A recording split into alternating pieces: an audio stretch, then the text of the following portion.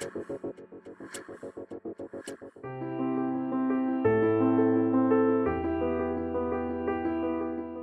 ನಮಗೆ ಸ್ತೋತ್ರವಾಗಲಿ. ಮತ್ತೊಮ್ಮೆ ಫ್ರೀಡಮ್ ಇನ್ ಟ್ರೂತ್ ಮಿನಿಸ್ಟ್ರಿ ವತಿಯಿಂದ ನಾನು ನಿಮ್ಮೆಲ್ಲರಿಗೆ ವಂದನೆ ಸಲ್ಲಿಸೋನಾಗಿದ್ದೇನೆ. ನಮ್ಮ ದೇವರು ಕೃಪೆಯುಳ್ಳ ದೇವರಾಗಿದ್ದಾನೆ, ಪ್ರೀತಿಯುಳ್ಳ ದೇವರಾಗಿದ್ದಾನೆ. ನಮ್ಮನ್ನು ನಿರಂತರವೂ ನಡೆಸುವಂತಹ ದೇವರಾಗಿದ್ದಾನೆ. ಹಲ್ಲೆಲೂಯ. ನಮ್ಮ ದೇವ್ರಿಗೆ ಅಸಾಧ್ಯವಾದದ್ದು ಏನೂ ಇಲ್ಲ.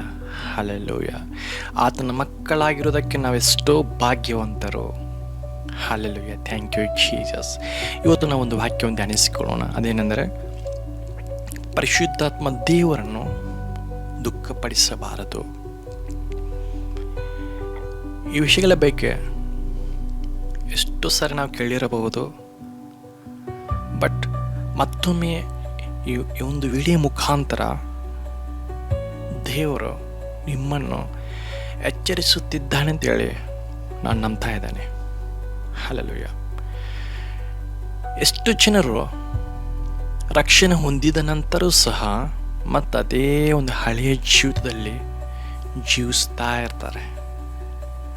ಅದೇ ಒಂದು ಕೆಟ್ಟ ಆಲೋಚನೆಯಲ್ಲಿ, ತಮ್ಮ ಊಹೆಯಲ್ಲಿ, ತಮ್ಮ ಮಾತುಗಳಲ್ಲಿ, ತಮ್ಮ ದೃಷ್ಟಿಗಳಲ್ಲಿ ತಪ್ಪಿ ಹೋಗಿ ಮತ್ತು ಹಳೆಯ ಜೀವಿತದಲ್ಲಿ ಜೀವಿಸುತ್ತಾ ಪರಿಶುದ್ಧಾತ್ಮ ದೇವರನ್ನು ದುಃಖಪಡಿಸುತ್ತಾ ಇದ್ದಾರೆ. ಯೇಸು ಕ್ರಿಸ್ತನು ಈ ಲೋಕವನ್ನು ಬಿಟ್ಟು ಹೋಗೋದಕ್ಕೆ ಮುಂಚಿತವಾಗಿ ತನ್ನ ಶಿಷ್ಯರಿಗೆ ಹೇಳ್ತಾರೆ, ನಾನು ಹೋಗಿ ಒಬ್ಬ ಸಹಾಯಕ ನಿಮಗೆ ಕಳಿಸಿಕೊಡುತ್ತೇನೆ. ಆತನು ಯಾರು? ಪರಿಶುದ್ಧಾತ್ಮ ದೇವರು. ಆತನು ನಿಮ್ಮೊಳಗಿರುವನು, ನಿಮ್ಮ ಜೊತೆ ಆತನು ನಿವಾಸ ಮಾಡುವನು.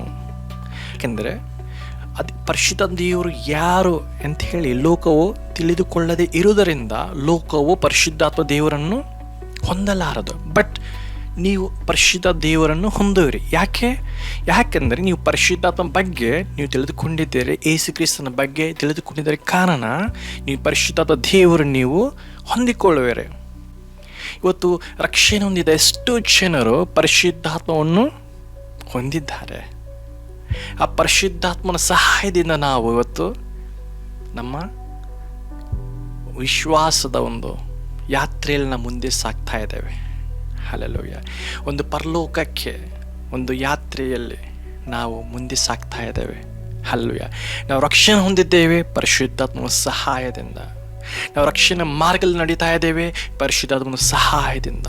ನಾವು ಸತ್ಯದಲ್ಲಿ ನಡೀತಾ ಇದ್ದೇವೆ ಪರಿಶುದ್ಧಾತ್ಮನ ಸಹಾಯಕದಿಂದ. ಇವತ್ತು ನೋಡ್ರಿ, ಪರಿಶುದ್ಧಾತ್ಮ ದೇವರು ಇಲ್ಲದಿದ್ದರೆ ನಮ್ಮ ಪರಿಸ್ಥಿತಿ ಏನಾಗ್ತಾ ಇತ್ತು? ನಮಗೆ ರಕ್ಷಣೆ ಇರ್ತಿರ್ಲಿಲ್ಲ, ನಮಗೆ ಸತ್ಯ ಗೊತ್ತಾಗ್ತಾ ಇರಲಿಲ್ಲ, ರಕ್ಷಣೆ ಮಾರ್ಗದಲ್ಲಿ ನಡೆಯೋದು ನಮಗೆ ಭಾಳಷ್ಟು ಕಷ್ಟವಾಗ್ತಾ ಇರುತ್ತದೆ. ಬಟ್ ಇವತ್ತು ಆ ಪರಿಶುದ್ಧ ದೇವರ ಸಹಾಯದಿಂದ ಯೇಸು ಕ್ರಿಸ್ತನ ಯಾರು ನಮ್ಗೆ ಗೊತ್ತಾಗ್ತಾ ಇದೆ. ಇವತ್ತು ನೋಡಿ, ನಾವು ಯೇಸು ಕ್ರಿಸ್ತನ ಯಾರು ನಾನು ಕಂಡಿಲ್ಲ, ಯೇಸು ಕ್ರಿಸ್ತನ ನಾವು ಯಾರು ಕಂಡಿಲ್ಲ, ಆದರೂ ಸಹ ನಾವು ನಂಬ್ತಾ ಇದ್ದೇವೆ. ಹೇಗೆ? ಪರಿಶುದ್ಧಾತ್ಮ ಸಹಾಯದಿಂದ ನಾವು ಯೇಸು ಕ್ರಿಸ್ತನ ನಂಬ್ತಾ ಇದ್ದೇವೆ. ಆತನ ಜನನವನ್ನು ನಂಬ್ತಾ ಇದ್ದೇವೆ, ಆತನ ಜೀವನವನ್ನು ನಂಬ್ತಾ ಇದ್ದೇವೆ, ಆತನ ಮರಣವನ್ನು ನಂಬ್ತಾ ಇದ್ದೇವೆ, ಆತನ ಪುನರುತ್ಥಾನವನ್ನು ನಂಬ್ತಾ ಇದ್ದೇವೆ. ಅಷ್ಟೇ ಅಲ್ಲದೆ ಆತನ ಎರಡನೆಯ ಬರುವಿಕೆಯನ್ನು ಸಹ ನಂಬ್ತಾ ಇದ್ದೇವೆ. ಹೇಗೆ? ಒಂದು ಪರಿಶುದ್ಧಾತ್ಮನ ಸಹಾಯದಿಂದ. ಈ ಪರಿಶುದ್ಧಾತ್ಮ ದೇವರು ಯಾವಾಗಲೂ ನಮ್ಮ ಜೊತೆಯಲ್ಲಿ ಇರುವಂಥ ದೇವರಾಗಿದ್ದಾನೆ. ನಮ್ಮ ಜೊತೆಯಲ್ಲಿ ಅಷ್ಟೇ ಅಲ್ಲ, ನಮ್ಮೊಳಗೆ ಆತನು ಇರುವಂಥ ದೇವರಾಗಿದ್ದಾನೆ. ವಾಕ್ಯದಲ್ಲಿ ಬರೆಯಲ್ಪಟ್ಟಿದೆ, ನೀವು ದೇವರ ಆಲಯವಾಗಿದ್ದೀರಿ, ಪರಿಶುದ್ಧಾತ್ಮ ದೇವರು ನಿಮ್ಮೊಳಗೆ ನಿವಾಸ ಮಾಡುತ್ತಾ ಇದ್ದಾನೆ, ನಿಮಗೆ ಗೊತ್ತಿಲ್ಲವೋ ಅಂಥೇಳಿ ನಾವು ವಾಕ್ಯ ನೋಡ್ತಾ ಇದ್ದೇವೆ. ಹೌದು ಪ್ರೇರೆ, ಈ ಒಂದು ದೇಹ ಆ ಪರಿಶುದ್ಧಾತ್ಮ ದೇವರಿಗೆ ಒಂದು ಆಲಯವಾಗಿದೆ, ಮಂದಿರವಾಗಿದೆ. ಈ ಒಂದು ಆಲಯದಲ್ಲಿ ಪರಿಶುದ್ಧಾತ್ಮ ದೇವರು ನಿವಾಸ ಮಾಡುತ್ತಾ ಇರುವನು, ನಿವಾಸ ಮಾಡ್ತಾ ಇದ್ದಾನೆ. ನನ್ನೊಳಗೆ ಆತ ನಿವಾಸ ಮಾಡ್ತಾ ಇದ್ದಾನೆ, ನಿಮ್ಮೊಳಗೆ ನಿವಾಸ ಮಾಡ್ತಾ ಇದ್ದಾನೆ. ಯಾರ ನಂಬಿಕೆ ಇಟ್ಟಿದ್ದಾರೋ ಪ್ರತಿಯೊಬ್ಬರಲ್ಲಿ ಪರಿಶುದ್ಧಾತ್ಮ ದೇವರು ನಿವಾಸ ಮಾಡ್ತಾ ಇದ್ದಾನೆ. ಬಟ್ ವಾಕ್ಯದಲ್ಲಿ ಬರೆಯಲ್ಪಟ್ಟಿದೆ, ಆ ಪರಿಶುದ್ಧಾತ್ಮವನ್ನು ನೀವು ದುಃಖಪಡಿಸಬಾರದು ಅಂತೇಳಿ ವಾಕ್ಯವನ್ನು ನೋಡ್ತಾ ಇದ್ದೇವೆ. ಇವತ್ತೆಷ್ಟೋ ಜನರು ನಾವು ಪರಿಶುದ್ಧ ದೇವರು ದುಃಖಪಡಿಸ್ತಾ ಇದ್ದೇವೆ. ಹೇಗೆ? ನಮ್ಮ ಮಾತುಗಳಿಂದ, ನಮ್ಮ ದೃಷ್ಟಿಗಳಿಂದ, ನಮ್ಮ ಆಲೋಚನೆಗಳಿಂದ, ನಮ್ಮ ಕ್ರಿಯೆಗಳಿಂದ ನಾವು ಪರಿಶುದ್ಧ ದೇವರನ್ನು ದುಃಖಪಡಿಸ್ತಾ ಇದ್ದೇವೆ. ಇದನ್ನು ಪರಿಶುದ್ಧಾತ್ಮ ದೇವರು ದುಃಖಪಡಿಸುವುದರಿಂದ ಮುಖ್ಯವಾಗಿ ನಮ್ಮ ಜೀವಿತದಲ್ಲಿ ದೇವರೊಂದು ಶಿಕ್ಷೆಯನ್ನು ನಾವು ಹೊಂದ್ಕೊತಾ ಇದ್ದೀವಿ ನಮ್ಮ ಜೀವಿತದಲ್ಲಿ.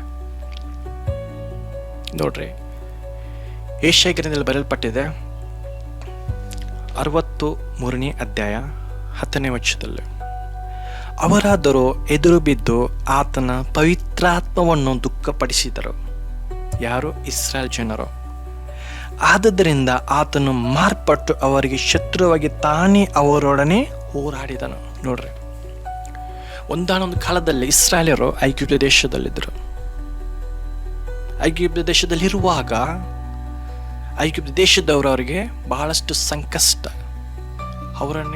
ಅವರಿಗೆ ಬಾಧೆಪಡಿಸುತ್ತಾ ಇರುವಾಗ ದೇವರು ಅವರ ಗೋಳಾಟವನ್ನು ಕೇಳಿ ಮೋಶೆಯನ್ನು ಕಳುಹಿಸಿ ಆ ಐಗುಪ್ತ ದೇಶದಿಂದ ಕಾನಾನ್ ದೇಶಕ್ಕೆ ನಡೆಸಬೇಕೆಂದರೆ ಅವರನ್ನು ಐಗುಪ್ತ ದೇಶದಿಂದ ಹೊರಗೆ ಕರೆತಂದನು. ಅವರಿಗೆ 10 ಆಜ್ಞೆಗಳನ್ನು ದೇವರು ಕೊಡ್ತಾ ಇದ್ದಾನೆ. ಅದೇನೆಂದರೆ, ನೀವು ಯಾವ ದೇವರನ್ನು ಆರಾಧಿಸಬಾರದು, ಯಾವ ದೇವರು ನೀವು ಅಡ್ಡಗೊಳ್ಳಬಾರದು, ನನ್ನ ಹೊರತು ಯಾವ ದೇವರು ನಿನಗೆ ಇರಬಾರದು, ನೀವು ವ್ಯಭಿಚಾರ ಮಾಡಬಾರದು ಅಂಥೇಳಿ ಎಷ್ಟೋ ಆಜ್ಞೆ ಕೊಡುವಾಗ ಇಸ್ರಾಯೇಲ್ ಜನ ತಿರುಗಿ ಅದೇ ಒಂದು ಮತ್ತೆ ಪಾಪದ ಜೀವಿತದಲ್ಲಿ, ಹಳೆಯ ಜೀವಿತದಲ್ಲಿ ದೇವರು ವಿರುದ್ಧವಾಗಿ ಅವರು ಜೀವಿಸುವಾಗ ದೇವರು ಇಸ್ರಾಯೇಲ್ ವಿರುದ್ಧವಾಗಿ ಹೋರಾಡಿದನು. ವಾಕ್ಯದಲ್ಲಿ ಬರೆಯಲ್ಪಟ್ಟಿದೆ, ನೋಡ್ರಿ, ಯಾವ ದೇವರು ನಮ್ಮನ್ನು ರಕ್ಷಿಸಿದ್ದಾನೋ, ಯಾವ ದೇವರನ್ನು ಪ್ರೀತಿಸಿದ್ದಾನೋ, ಯಾವ ದೇವರು ನಮ್ಮನ್ನು ಕರುಣಿಸಿ ನಮ್ಮನ್ನು ಪಾಪದಿಂದ ಬಿಡಿಸಿ ನಿತ್ಯ ಜೀವಕ್ಕೆ ಮಾರ್ಗ ತೋರಿಸಿಕೊಟ್ಟಿದ್ದಾನೋ ಅದೇ ದೇವರು ನನಗೆ ನಿನಗೆ ಶತ್ರುವಾಗಿ ಮಾರ್ಪಾಡ್ತಾನೆ. ಯಾವಾಗ ಗೊತ್ತಾ? ಪರಿಶುದ್ಧಾತ್ಮ ದೇವರನ್ನು ದುಃಖಪಡಿಸುವಾಗ. ಇವತ್ತು ನಮ್ಮ ಜೀವಿತ ಹೇಗಿದೆ ಒಂದು ಸಲ ನಾವು ಪರಿಶೀಲಿಸಿಕೊಳ್ಳೋಣ. ನಿಜವಾಗ ನಾನು ಪರಿಶುದ್ಧವಾದ ಜೀವಿತದಲ್ಲಿ ನಾನು ಜೀವಿಸ್ತಾ ಇದ್ದೇನೆ, ಅಥವಾ ನಾನು ಮತ್ತೆ ಪಾಪದ ಜೀವಿತದಲ್ಲಿ ನಾನು ಜೀವಿಸ್ತಾ ಇದ್ದೇನೆ? ನಾವು ಹೊಸ ಜೀವಿತದಲ್ಲಿ ಜೀವಿಸ್ತಾ ಇದ್ದೇನೆ, ಅಥವಾ ಮತ್ತೆ ನಾನು ತಿರುಗಿ ಹಳೆಯ ಒಂದು ಜೀವಿತದಲ್ಲಿ ಜೀವಿಸ್ತಾ ಇದ್ದ? ಒಂದು ಸಲ ನಾವು ಪರಿಶೀಲಿಸಿಕೊಳ್ಳೋಣ ಪ್ರೇರ. ಯಾಕಂದ್ರೆ ವಾಕ್ಯದಲ್ಲಿ ಬರೆಯಲ್ಪಟ್ಟಿದೆ, ಪರಿಶುದ್ಧಾತ್ಮವನ್ನು ನಾವು ದುಃಖಪಡಿಸಬಾರದು. ಪರಿಶುದ್ಧಾತ್ಮ ದೇವರನ್ನು ದುಃಖಪಡಿಸುವುದಾದರೆ ಆ ದೇವರು ನಮ್ಮ ವಿರುದ್ಧವಾಗಿ, ನಮಗೆ ವಿರುದ್ಧವಾಗಿ ಶತ್ರುವಾಗಿ ಆತನು ಹೋರಾಡುವಂಥದ್ದಾಗಿದ್ದಾನೆ. ಹಾಲೆಲ್ಲ ನೋಡ್ರಿ, ನಮ್ಮ ಲೋಕದಲ್ಲಿ ನಮ್ಗೆ ಯಾರೇ ಶತ್ರುಗಳು ಬಂದರೂ we can get the victory. Hallelujah. ಲೋಕದಲ್ಲಿ ಎಷ್ಟೋ ಜನರು ನಮಗೆ ಶತ್ರುಗಳಾದರೂ ಪರವಾಗಿಲ್ಲ, ನಾವು ಜಯವನ್ನು ಹೊಂದಬಹುದು ದೇವರ ಒಂದು ಸಹಾಯದಿಂದ. ಅದೇ ದೇವರು ನಮಗೆ ಶತ್ರುವಾದರೆ ನಮ್ಮ ಜೀವಿತ ಹೇಗಿರುತ್ತೋ ಒಂದು ಸಲ ನಾವು ಆಲೋಚಿಸಿಕೊಳ್ಳೋಣ. ನಿಜವಾಗಲೂ ನಮಗೆ ಜಯವನ್ನು ಹೊಂದಲು ಸಾಧ್ಯನಾ? It is impossible. We cannot get the victory against the God. ನೋಡ್ರಿ, ನಮ್ಮ ಸೃಷ್ಟಿಸಿದ ದೇವರು, ನನ್ನನ್ನು ನಿನ್ನನ್ನು ಪ್ರೀತಿಸಿದ ದೇವರು, ಅದೇ ದೇವರು ಇವತ್ತು ನನಗೆ ನಿನಗೆ ವಿರುದ್ಧವಾಗಿ ಆತನು ಶತ್ರುವಾಗಿ ಹೋರಾಡ್ತಾ ಇದ್ದಾನೆ. ಯಾಕೆ ಗೊತ್ತಾ? ಬಿಕಾಸ್ ನಾವು ಆತನ ಆತ್ಮವನ್ನು ದುಃಖಪಡಿಸಿದ್ದೇವೆ. ನಾವು ದುಃಖಪಡಿಸಿದ್ದೇವೆ. ನೋಡ್ರಿ, ಪರಿಶುದ್ಧಾತ್ಮನ ದುಃಖಪಡಿಸುವಾಗ ದೇವರು ನಮಗೆ ಶತ್ರುವಾಗಿ ಆತನ ಹೋರಾಡ್ತಾನೆ. ಇವತ್ತು ಅದಕ್ಕೆ ಎಷ್ಟೋ ಸರಿ ನೋಡ್ರಿ, ನಾವು ಪ್ರೇಯರ್ ಮಾಡ್ತಾ ಇರ್ತೇವೆ, ವಾಕ್ಯವನ್ನು ಓದ್ತಾ ಇರ್ತೇವೆ, ಉಪವಾಸ ಮಾಡ್ತಾ ಇರ್ತೇವೆ, ಎಲ್ಲ ಮಾಡ್ತಾ ಇರ್ತೇವೆ. ಬಟ್ ಆದರೂ ಕಷ್ಟಗಳಂದರೆ ಕಷ್ಟ, ಒಂದು ಕಷ್ಟ ನಂತರ ಇನ್ನೊಂದು ಕಷ್ಟ, ಒಂದು ಸಮಸ್ಯೆ ಇನ್ನೊಂದು ಸಮಸ್ಯೆ, ಒಂದು ರೋಗ ನಂತರ ಇನ್ನೊಂದು ರೋಗ, ಹೌದಲ್ಲ? ಒಂದು ಸಾಲ ತೀರಿ ನಂತರ ಇನ್ನೊಂದು ಸಾಲ. ಈ ರೀತಿ ಎಷ್ಟೋ ಜನ ಜೀವಿತದಲ್ಲಿ ನೋಡ್ತಾ ಇದ್ದೇವೆ. ಅವ್ರ ಪರಿಷ್ಕಾರನೇ ಸಿಗುವುದಿಲ್ಲ.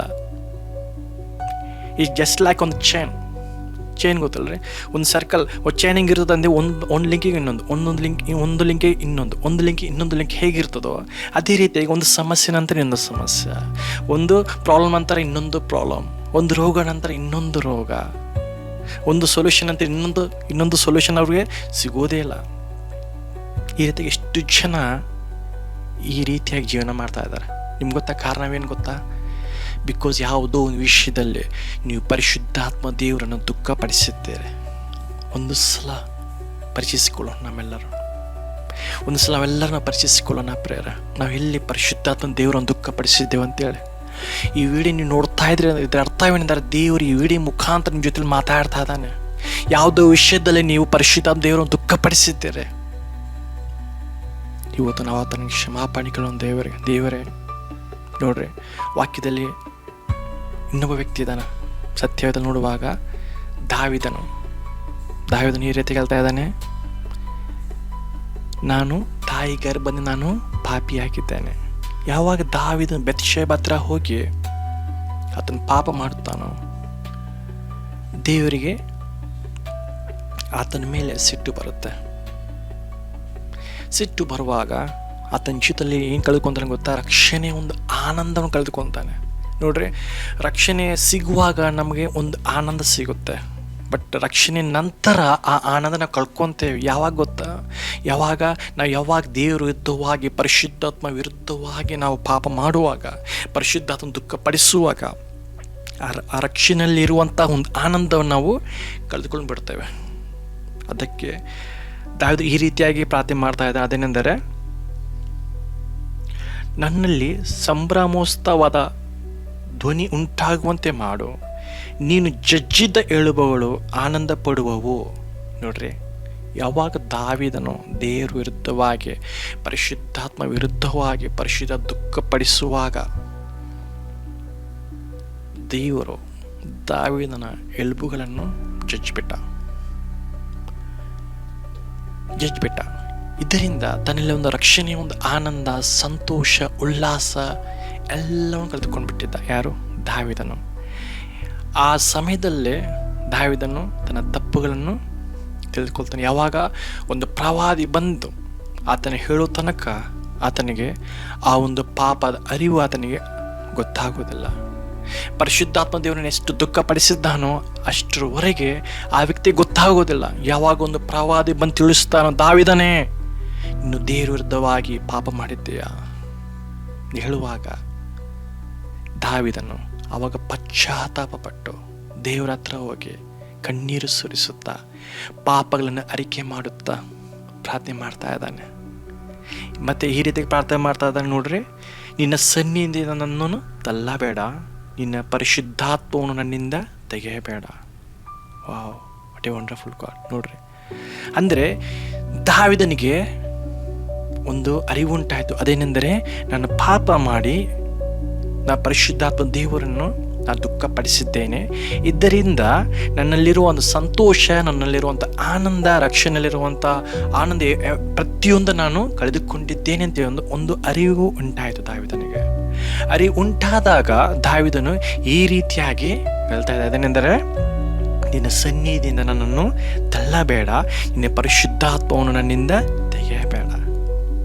ನೋಡ್ರಿ, ಇವತ್ತು ಎಷ್ಟು ಜನರು ಈ ರೀತಿಯಾಗಿ ನಾವು ಜೀವನ ಮಾಡ್ತಾ ಇದ್ದೇವೆ, ದೇವರ ವಿರುದ್ಧವಾಗಿ ಜೀವನ ಮಾಡ್ತಾ ಇದ್ದೇವೆ. ಅದೇ ಒಂದು ಹಳೆಯ ಜೀವನದಲ್ಲಿ ಜೀವಿಸುತ್ತಾ, ಅದೇ ನಾವು ಹಳೆಯ ಒಂದು ಸ್ವಭಾವವನ್ನು ಧರಿಸಿಕೊಂಡು, ಅದೇ ಆಲೋಚನೆಗಳು, ಅದೇ ಮಾತುಗಳು, ಅದೇ ಒಂದು ದೃಷ್ಟಿ, ಪ್ರತಿಯೊಂದು ವಿಷಯ ತಪ್ಪಿ ಹೋಗುತ್ತಾ ಪರಿಶುದ್ಧ ದುಃಖಪಡಿಸೋದು ನಾವು ಜೀವಿಸ್ತಾ ಇದ್ದೇವೆ. ವಾಕ್ಯದಲ್ಲಿ ಬರೆಯಲ್ಪಟ್ಟು ಯಾರ್ಯಾರು ಯೇಸುಕ್ರಿಸ್ತನಲ್ಲಿ ಇರುತ್ತಾರೋ ಅವ್ರು ನೂತನ ಸೃಷ್ಟಿಯಾಗಿದ್ದಾರೆ ಅಂತ ಬರೆಯಲ್ಪಟ್ಟಿದೆ. ಇವತ್ತು ನಾನು, ನೀನು ಎಲ್ಲ ನಾವು ನೂತನ ಸೃಷ್ಟಿಯಾಗಿದ್ವಿ. We are new creation in Christ. But ಆದರೆ ನಾವೇನು ಮಾಡ್ತಾ ಇದ್ದೇವೆ? ಅದೇ ಒಂದು ಹಳೆಯ ಜೀವಿತದಲ್ಲಿ ನಾವು ಮತ್ತೆ ಜೀವಿಸ್ತಾ ಇದ್ದೇವೆ. ಪರಿಶುದ್ಧಾತ್ಮ ದೇವರನ್ನು ದುಃಖಪಡಿಸ್ತಾ ಇದ್ದೇವೆ. ದೇವರ ಶಿಕ್ಷೆಗೆ ನಾವು ಒಳಗಾಗ್ತಾ ಇದ್ದೇವೆ. ಇದೆಷ್ಟೋ ಜನರ ಜೀವಿತದಲ್ಲಿ ನೋಡೋದಕ್ಕೆ ಆಶೀರ್ವಾದಗಳಿಲ್ಲ. ಎಷ್ಟೋ ಜನಗಳು ನೋಡುವಾಗ ನಾವು ಮುಂಚಿತವಾಗಿ ಚೆನ್ನಾಗಿದ್ದೆ, ಬಟ್ ಈಗ ಹೇಗೆ ನಾನು ಆತ್ಮೀಯದಲ್ಲಿ ಹೋಗ್ತಾ ಇದ್ದೇನೋ ಅಷ್ಟು ನನಗೆ ಕಷ್ಟಗಳು ಬರ್ತಾ ಇದೆ, ನಾನು ಅಷ್ಟೇ ಸಮಸ್ಯೆಗಳು ಬರ್ತಾ ಇದೆ, ಅಷ್ಟು ನನ್ನ ಹೋರಾಟಗಳು ಬರ್ತಾ ಇದ್ದಾವೆ, ನನ್ನ ರೋಗಗಳು ಬರ್ತಾ ಇದ್ದಾವೆ, ನನ್ನ ಹೃದಯದಲ್ಲಿ ಶಾಂತಿ ಇಲ್ಲ, ಸಮಾಧಾನವಿಲ್ಲ, ಆನಂದವಿಲ್ಲ ಅನ್ನುವಾಗ ಒಂದು ವಿಷಯ ನಾವು ಪರಿಶೀಲಿಸ್ಕೊಳ್ಬೇಕು. ಅದೇನೆಂದರೆ, ನಾನು ಯಾವುದೋ ವಿಷಯದಲ್ಲಿ ಪರಿಶುದ್ಧಾತ್ಮ ದೇವರನ್ನು ದುಃಖಪಡಿಸಿದ್ದೇನೆ ಅಂತ ಹೇಳಿ. ನಿಜವಾಗಲೂ ನಾವು ಪರಿಶುದ್ಧಾತ್ಮ ದುಃಖಪಡಿಸುವುದಾದರೆ, ಯಾವುದೇ ವಿಷಯದಲ್ಲಿ ತಪ್ಪುವುದಾದರೆ, ಇವತ್ತು ನಮಗೆ ಒಂದು ಮಾರ್ಗವಿದೆ. ಅದೇನೆಂದರೆ, ಪಶ್ಚಾತ್ತಾಪದಿಂದ ನಾವು ದೇವರ ಹತ್ರ ಹೋಗಿ ಪ್ರಾರ್ಥಿಸುವುದಾದರೆ ದೇವರು ನಮ್ಮನ್ನು ಕ್ಷಮಿಸಿಬಿಡ್ತಾನೆ. ಹಲ್ಲೆಲೂಯಾ. ದಾವೀದ ಮಾಡಿದ ಕ್ರಿಯೆ ಇದು. ದಾವೀದನು ಸಹ ನಮ್ಮ ಹಾಗೆ ಒಂದು ವಿಷಯದಲ್ಲಿ ತಪ್ಪು ಹೋಗಿದ್ದ, ಆತನ ಪರಿಶುದ್ಧ ವಿರುದ್ಧವಾಗಿ ಪಾಪ ಮಾಡಿದ್ದ. ಬಟ್ ಅದೇ ರೀತಿಯಾಗಿ ಅದೇ ದಾವೀದನು ಮತ್ತೆ ದೇವರ ಹತ್ರ ಹೋಗಿ ತನ್ನ ಪಾಪವನ್ನು ಅರಿಕೆ ಮಾಡಿಕೊಂಡು, ತನ್ನ ಪಾಪಗಳನ್ನು ಒಪ್ಪಿಕೊಂಡು, ಪಶ್ಚಾತ್ತಾಪದಿಂದ, ದುಃಖದಿಂದ, ಕಣ್ಣೀರಿಂದ ಪ್ರಾರ್ಥಿಸಿ ಆ ಪಾಪವನ್ನು ಬಿಟ್ಟು ಮತ್ತೆ ಅದನ್ನು ಹೊಸ ಒಂದು ಜೀವಿತವನ್ನು ಪ್ರಾರಂಭ ಮಾಡ್ತಾ ಇದ್ದಾನೆ. ಹಲ್ಲೆಲೂಯಾ. ಇವತ್ತು ನಾವು ಸಹ ಅದೇ ರೀತಿಯಾಗಿ ನಮ್ಮ ಪಾಪಗಳನ್ನು ಅರಿಕೆ ಮಾಡಿಕೊಂಡು, ಪಾಪಗಳನ್ನು ಒಪ್ಪಿಕೊಂಡು, ನಮ್ಮ ಹೃದಯದಲ್ಲಿ ಪಶ್ಚಾತ್ತಾಪ ಪಟ್ಟು ದೇವರನ್ನು ಕ್ಷಮಿಸುವುದಾದ್ರೆ ಅದನ್ನು ಮಹಾ ಕೃಪೆಯಿಂದ ಅದನ್ನು ಕ್ಷಮಿಸುವಂಥ ದೇವರಾಗಿದ್ದಾನೆ. ಹಲ್ಲೆಲೂಯಾ. ನೀವು ಯಾವುದೇ ಒಂದು ಪರಿಸ್ಥಿತಿಯಲ್ಲಿ ಇರ್ಬೋದು, ಅನ್ಕೊತಾ ಇರಬೇಕು ನಾನು ದೊಡ್ಡ ಸೇವಕನು, ನಾನೊಬ್ಬ ದೊಡ್ಡ ಬೋಧಕ, ನಾನೊಬ್ಬ ದೊಡ್ಡ ಪ್ರವಾದಿ ಅನ್ಬೋದು. ನೀವು ನಾನು ದೊಡ್ಡೊಬ್ಬ ಸ್ವಸ್ಥ ಮಾಡುವಂತಹ ವರ ದೇವ್ರನ್ನ ಕೊಟ್ಟಿದ್ದಾನೆ, ದೇವ್ರಂಗೆ ವರಗಳನ್ನು ಕೊಟ್ಟಿದ್ದಾನೆ, ನನಗೆ ಟ್ಯಾಲೆಂಟ್ ಕೊಟ್ಟಿದ್ದಾನೆ, ದೇವ್ರಂಗೆ ಜ್ಞಾನ ಕೊಟ್ಟಿದ್ದಾನೆ, ಸ್ವಾಮಿ ನಾನು ಒಂದು ದೊಡ್ಡ ಉನ್ನತ ಸ್ಥಾನದಲ್ಲಿದ್ದೇನೆ ಅಂತೇಳಿ ನೀವು ಹೇಳ್ತಾ ಇರ್ಬೋದು. ಬಟ್ ದೇವ್ರು ಹೇಳ್ತಾ ಇದ್ದಾನೆ, ನೀವು ಪರಿಶುದ್ಧ ದುಃಖಪಡಿಸೋದಾದರೆ ನಾನು ನೀವು ವಿರುದ್ಧವಾಗಿ ಹೋರಾಡ್ತೇನೆ ಅಂತೇಳಿ. ನೋಡ್ರಿ, ದೇವರು ನಮಗೆ ಶತ್ರುವಾಗಿ ಹೋರಾಡಿದರೆ ನಮ್ಮ ಪರಿಸ್ಥಿತಿ ಏನಾಗ್ಬೋದು. ಬಟ್ ದೇವ್ರಿಗೂ ಸಹ ಇದು ಇಷ್ಟವಿಲ್ಲ. ಅದಕ್ಕೆ ಇವತ್ತು ದೇವರು ಈ ವಾಕ್ಯದ ಮೂಲಕ ನಿಮ್ಮ ಜೊತೆ ಮಾತಾಡ್ತಾ ಇದ್ದಾನೆ. ಅದೇನೆಂದರೆ ಪರಿಶುದ್ಧಾತ್ಮವನ್ನು ದುಃಖಪಡಿಸಬೇಡಿರಿ, ದುಃಖಪಡಿಸಬೇಡಿ. ಯಾಕೆಂದರೆ ನಾವು ಆತನ ಮುದ್ರೆ ಹೊಂದಿದ್ದೇವೆ. ಆ ಪರಿಶುದ್ಧಾತ್ಮ ದೇವರು ನಮಗೆ ಸಹಾಯಕನಾಗಿದ್ದಾನೆ. ಆತ ನಮ್ಮ ಸತ್ಯದಲ್ಲಿ ನಡೆಸುವಂಥ ದೇವರಾಗಿದ್ದಾನೆ. ಆತನು ಯೇಸು ಕ್ರಿಸ್ತ ಬಗ್ಗೆ ಸಾಕ್ಷಿಯನ್ನು ಹೇಳುವಂಥ ದೇವರಾಗಿದ್ದಾನೆ. ಹಲ್ಲೆಲೂಯಾ. ಅಂತ ದೇವರನ್ನು, ಅಂಥ ಪರಿಶುದ್ಧ ದೇವರನ್ನು ದುಃಖಪಡಿಸುವುದಾದರೆ ನಮ್ಮ ಜೀವಿತದಲ್ಲಿ ನಾವು ಆಶೀರ್ವಾದ ನೋಡೋದಿಲ್ಲ, ಅದರ ಬದಲಾಗಿ ದೇವರನ್ನು ಶಿಕ್ಷೆಯನ್ನು ನೋಡೋದರಾಗಿದ್ದೇವೆ. ಇವತ್ತು ನಾವು ಒಂದು ಸಲ ಪ್ರಶ್ನಿಸಿಕೊಳ್ಳೋಣ, ನಿಜವಾಗ್ಲೂ ನಾನು ದೇವರ ಆಶೀರ್ವಾದದಲ್ಲಿ ಇದ್ದೇನಾ ಅಥವಾ ದೇವರ ನಾನು ಶಿಕ್ಷೆಯಲ್ಲಿ ಇದ್ದೇನೆ ಅಂತೇಳಿ. ಇವತ್ತು ಒಂದು ವೇಳೆ ನಾವು ಯಾವುದೊಂದು ವಿಷಯ ತಪ್ಪುವುದಾದರೆ, ನಿಜವಾಗ್ಲೂ ಪರಿಶುದ್ಧ ದುಃಖಪಡಿಸಿ ದೇವರ ವಿರುದ್ಧವಾಗಿ ಪಾಪ ಮಾಡಿ ಅದನ್ನು ಶಿಕ್ಷೆಗೆ ಒಳಗಾದರೆ, ಇವತ್ತು ನಮಗೊಂದು ಮಾರ್ಗವಿದೆ. ಏನೆಂದರೆ ಪ್ರಾರ್ಥಿಸಿರಿ, ಪಶ್ಚಾತ್ತಾಪಪಟ್ಟು ಪ್ರಾರ್ಥಿಸಿರಿ, ಕ್ಷಮಾಪಣೆ ಬೇಡಿರಿ. ದೇವರನ್ನು ಕ್ಷಮಿಸೋನು, ದೇವರನ್ನು ಆಶೀರ್ವದಿಸೋನು. ಅಷ್ಟಲ್ಲದೆ ಮತ್ತೇನೆ ನೀವು ಕಳೆದುಕೊಂಡಿದ್ದ ಎಲ್ಲ ರಕ್ಷಣೆ, ಆನಂದ, ಸಂತೋಷ, ಉಲ್ಲಾಸ ಪ್ರತಿಯೊಂದನ್ನು ಮತ್ತೆ ಅದನ್ನು ನಿಮಗೆ ತಿರುಗಿ ಕೊಡೋದಕ್ಕೆ ಆತನು ಶಕ್ತನಾಗಿದ್ದಾನೆ. ಹಲ್ಲೆಲೂಯಾ. ಈ ವಾಕ್ಯವನ್ನು ದೇವರು ಆಶೀರ್ವದಿಸಲಿ.